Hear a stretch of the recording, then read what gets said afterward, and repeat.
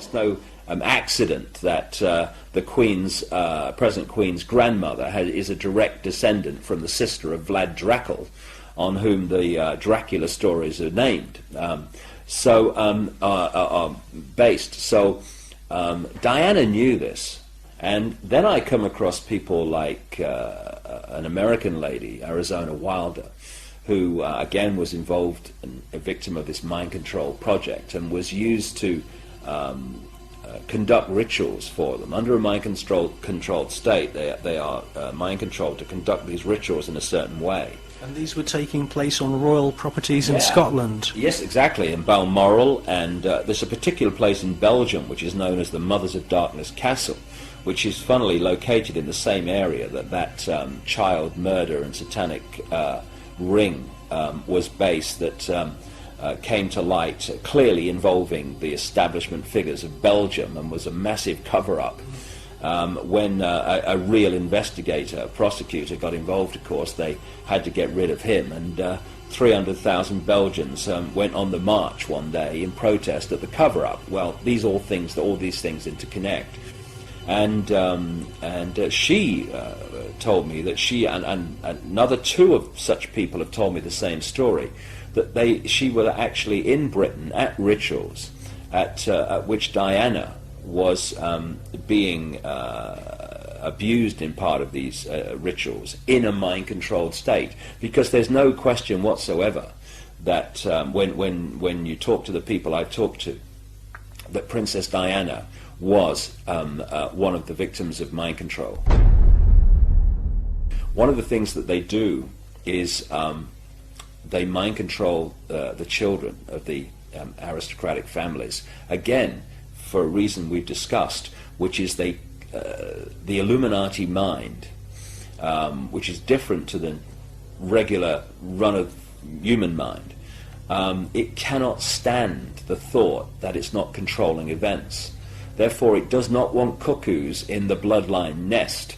Therefore, it makes sure that the kids undergo mind control from an early age, which is why so many of these aristocratic families are so bloody dysfunctional, because they're all kind of, had their minds played with. They're bred from birth to serve a role. Exactly. Diana's role, and I'm not kidding, from birth, would have been to have been sacrificed in that place at that time. And people, and I understand, will find that staggering and impossible to believe. Well, you should have been around me for the last 14 years, and it wouldn't be impossible to believe. And her other role was to had her genes to the Windsors, because if we want to get really bizarre, the Windsors are not, like these Illuminati bloodlines in general, are not the same DNA as the rest of the global population, and they need an infusion of human genetics to hold the balance of their DNA between the human and what they really are, which is actually not human as we understand human. And what was happening, as Christine Fitzgerald, this close confidant of Diana for 9 years, explained to me, was that the genes of the Windsors were getting too imbalanced to the non-human side. And it was going to become clear within a very few generations that they weren't all that they seemed to be. And what they needed was an infusion of human genes. And as I've written in my books for years, and so many insiders have told me, and others, the key genetics that these people like to interbreed with are blonde-haired, blue-eyed people.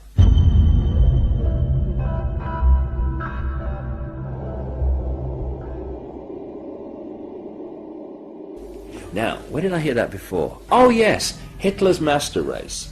And they want to preserve this master race because they need to keep interbreeding with that genetics. So, yeah, exactly. Those traits with the Spencer family. Exactly. So what happens? They bring Diana in. What does Diana say in her accounts that she allowed to be published in various books? That once the children were born, Charles basically was saying to her, that's it. Now what Diana says, again in her own words, is that she was told when the birth of William was coming along, that she was going to be induced so that the child would be born, wait for this, in line with Charles's polo playing program. Now, first of all, even if that was true, which it wasn't, what does that say about a father that would have an induced child so it would suit his polo playing program? But what was the real story? If you go back to ancient Babylon and the rituals of these people, they're fundamentally connected to the sun and the cycles of the sun. Nimrod, Baal, the sun god. And one of the key days of the year in their ritual calendar, therefore, is the summer solstice. They induced William to be born when? The summer solstice. And this is what's going on around us all the time. There's a movie, which that television is telling us is reality, and then there's what's really going on, which is so different. That's its greatest form of defense, the chasm that people have to leap between what they are told is happening and what's really happening.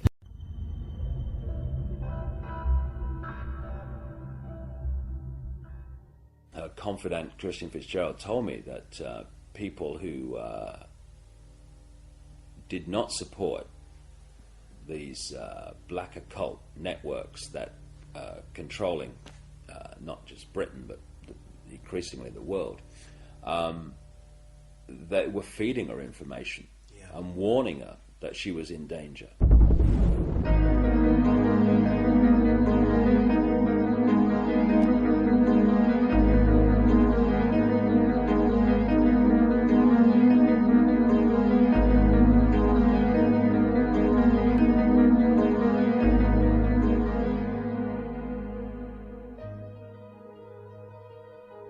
What keeps this whole thing from coming out, and has done for us all this time, and indeed the wider conspiracy too, is that to understand it you have to research so many different subjects and then fit the strands together before you go, wow, so that's what it's all about. In this soundbite world of superficiality we call the mainstream media, people get so little information that they can't see what's going on. So when you look at the story of Diana, it's not just about what's happening now, what happened in 97. It's also going back again to Babylon, places like that. The goddess Diana was an ancient goddess, which was another name for the Babylonian goddess Queen Semiramis, the goddess of the Illuminati. And one of the groups of people that worshipped Diana, the goddess, and did their rituals to her were called the Merovingians. The Merovingians are one of the, if not the, key bloodline in the whole Illuminati network. They were the royal line of a people called at one stage the Cambrian Franks, which is where we get France from, that came out of the time of the Trojan Wars in now what we now call Turkey, up through the Caucasus Mountains and into what we now call France. Eventually, their royal strand, the Merovingians, were what the whole people became known as. And they were great goddess Diana worshippers. And according to an American researcher in Paris, immediately after Diana died, the Merovingians dug underground sacrificial chambers in Paris, just outside the original Paris, well inside, of course, the present metropolis, where they did their rituals to the goddess Diana. And according to her, the place is now called the Pont d'Alma Tunnel, which is still an underground kind of location. Now, the ancient myths of the goddess Diana were that she was a moon goddess, Dalma actually translates as passage or bridge of the moon goddess. Coincidence? Why is it with the absolutely, I cannot emphasize this enough, the ritual symbolism obsessed Illuminati? Why is it that even people who said, well, it was an accident, have actually said, well, there is one question. Why was Diana held in that tunnel for so long when she's supposed to have had internal bleeding which needed repairing? Why not get her to hospital immediately? Why was she held in that tunnel for the best part of an hour and a half? Why? Because in the sick ritual, and that's what it was, the ritual of her murder, she had to die in that place of ancient sacrifice to the goddess Diana. And it was when she died that they then moved her out. And of course, goodness knows what have happened to her internal organs, because this is what these sick people use in their rituals. Interestingly, when you look at the stories and myths surrounding the goddess Diana, over and over again, the theme of lakes, of islands, and particularly of the tree grove come up again and again and again. It was the tree grove that was the sacred place of worship to the goddess Diana, not a temple.